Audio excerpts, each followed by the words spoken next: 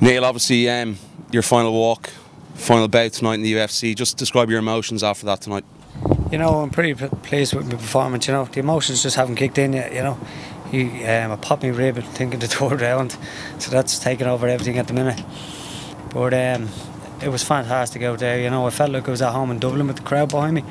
You know, he surprised me with his power. You know, he was very strong walking forward. Anytime he threw something, he threw it with such force. You know, he wanted to get me out of there quick. You know, I was very surprised that he stood there. A lot of people are saying that he'd stand and bag and shoot for the takedown.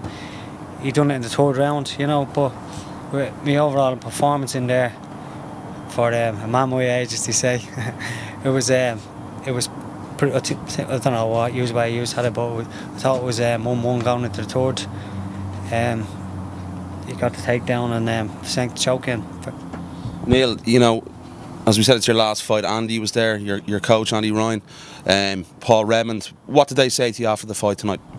They were praising me. They were saying, you know, I knew he was really good at taking the back, and you know, when he went for that takedown, when he came up on top, they were screaming, "Don't let the back, don't let the back." But it was either an option of taking a lot of shots, as in elbows, because he was really heavy when I tried to get that half guard back. He was really heavy on top, you know.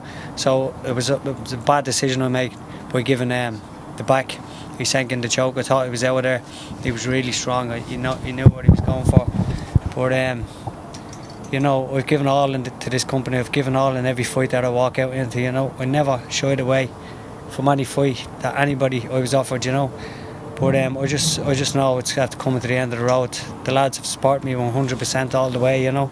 They still think I have a lot of fight left in me, but, you know, to me personally, I put a dot at the end of the sentence and it's time to move on to something else. When you left the octagon, Bruce Buffer made a point to come and greet you. What did he say to you there? He said he didn't know that was my last performance, you know. He didn't know I was retired and he wished me all the best, you know. It's fantastic when you've got people his calibre coming up to you and doing that, you know. It goes the statement that I made in the UFC, you know. I'm only 7 fights in the UFC, but every time I went out there I gave it everything I've got, you know, and fans appreciate that. What's been the favourite moment, Neil? Obviously Dublin, you know, we look back at that incredible night when all the Irish guys won.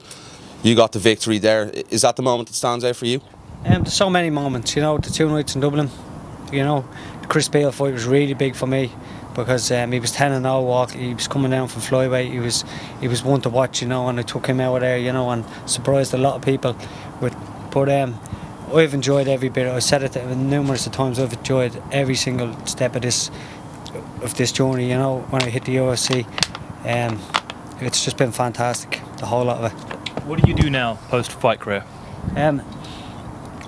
I just said there, I truly believe that every fighter has the biggest fight of their career coming up. You know, the biggest fight ever is the retiring part. You know, is getting ready for that. A lot of people tend to go out from the highest onto another organisation to try and make a few quid, and it always seems to end flat on their face in hospital and, you know, in very bad situations. You know. And that's why I'm stepping out now. You know, I didn't want to go downhill after making it to the top. So I believe that I've got a massive fight ahead of me now. As in, how do I fill that void? You know, a lot of people don't ask these questions when you need to stand up and go to fighters after their careers and try teach the people that's on their way up. We're not all going to drive Rolls Royces and Ferraris and whatever else. We don't always end up with all this stuff. You know, people have mental thoughts come into this. You know, so I think a lot of young fighters need to actually go to the fighters that after doing it in return and take a lot of advice from what to do after it, you know. What's I suppose the one big change you perhaps would like to see in the sport, in the UFC? You know, talks of maybe an association or a union, or perhaps something the UFC could do, maybe a pension for some fighters. Is there one thing that you'd like to see happen for the next generation of fighters coming through? It's hard, you know. I think the union thing is hard because obviously in Dublin, unions, they rob you left, right and centre and do nothing for you, you know. Nobody's twisting their arms to get in here. Nobody's saying you need to fight, blah, blah, blah. Nobody is doing that. You're given a contract. If you sign the contract, go and fight, you know. But moving forward, you know, the UFC have treated me with everything, you know. I don't have anything to complain about, you know what I mean? But I just think fighters just need to, for their own thoughts, is to not just jump in and spend everything they get.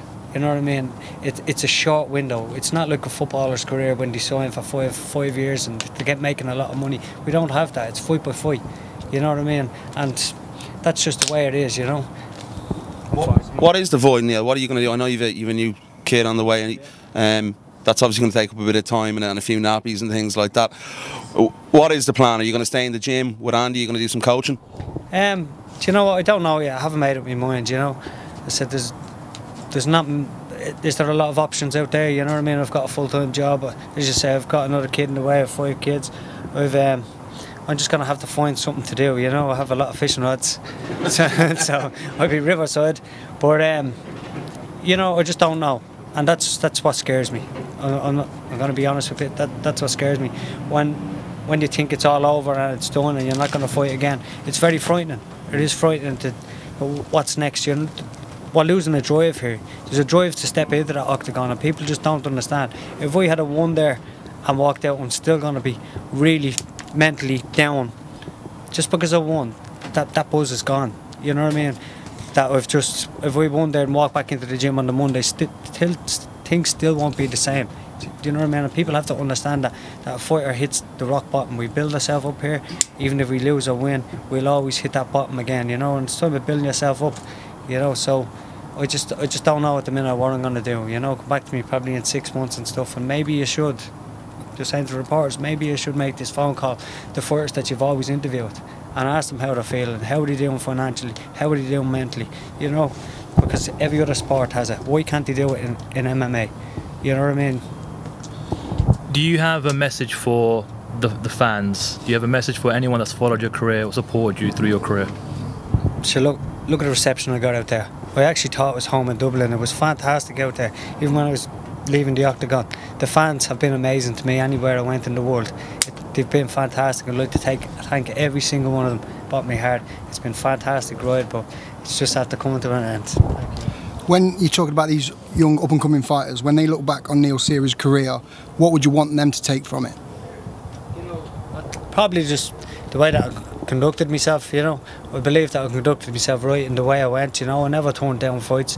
I never went out, I won 50 grand in Dublin. I never went and splashed it and bought this, that and the other, thinking that it's going to come the next day, you know. That's what I'm saying to the people. This money will come and it'll go and it'll quick. Everybody's just spend at the start of their career, comes to the end and they genuinely have fuck all. You know what I mean? They've nothing to show for what they have, bar cuts in their faces and broken noses. But you know, there always has to be a plan B. You know, that's what I'd like to say to them, you know.